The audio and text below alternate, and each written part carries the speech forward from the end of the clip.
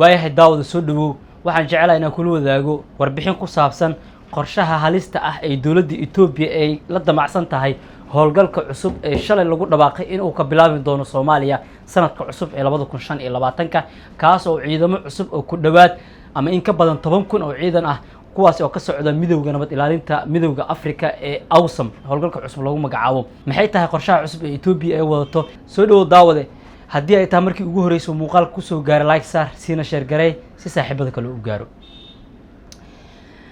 tan iyo markii uu soo ifbaxay in howlgalka cusub ee midowga Afrika ee Soomaaliya sanadka cusub imaan doono ee AWSOM 2025 ee lagu dhawaaqay in dawladda Itoobiya ciidamadeeda aysan ka mid noqon doonin howlgalkaasi ayaa waxa soo baxaya warar sheegaya in Itoobiya arintaasi in ay ka carootay waliba hadda ay wado qorshe halis ku ah jiritaanka dawladda Soomaaliya Itoobiya ayaa wado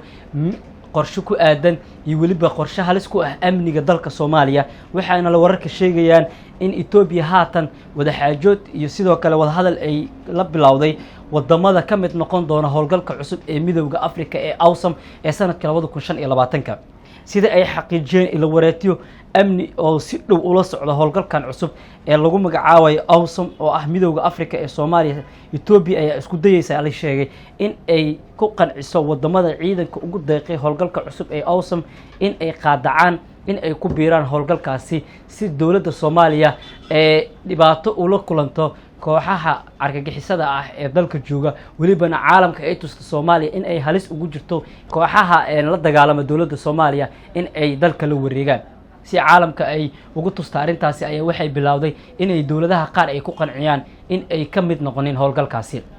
balse taa la mid ah dawladda Soomaaliya ayaa qorshe u degtay tan Itoobiya ay wado dawladda Soomaaliya ayaa waxa ay wadamada ka mid noqon doona howlgalka cusub sida Eritrea iyo Masar ay u sheegtay in ay diyaariyaan ciidamo xoog badan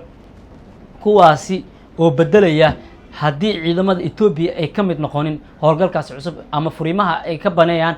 ama furimaha ay baneen doonaan ciidamada Itoobiya ay kaga sugan yihiin qaybaha kala duwan ee gobolada dalka si ay ciidamadaasi ay u buuxiyaan ama ay kaalin muhiim ah ay kaga noqdaan howlgalka cusub ay baneen doonaan ciidamada Itoobiya sida la sheegay in aysan ka mid noqon doonin howlgalkaasi cusub shalay ay ahayd markii qaramada midoobay ee ansixisay in Soomaaliya loo diro ciidamo gaaraya ilaa 12,000 oo ciidan kuwaasi oo ka socda howlgalka midowga Afrika ee AWSOM ee sanadka 2025 warar shalay soo baxay ayaa sheegay in gabi ahaanba Itoobiya laga reebay ciidamadeeda howlgalkan cusub balse sid madax banaan dawladda Soomaaliya ma aysan uga hadlin maadaama go'aanka ugu dambeeyay ay leedahay dawladda dhexe ee Soomaaliya taa marka ay soo baxday Itoobiya ayaa shirki shalay waxay ka sheegtay in dalka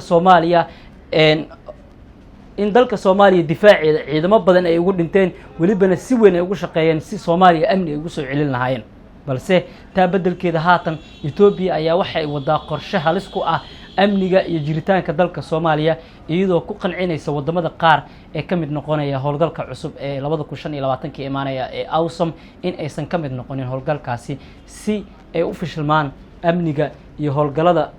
dalka ka socda iyo sidoo kale howlgalka dawladda Soomaaliya ee dagaalka kula jirto kooxda Al-Shabaab haddaba daawade sidee u aragtaa qorshahaasi guracan oo ay dawladda Itoobiya ay wado taa oo ay kaga soo horjeedo in uu dhaqan galo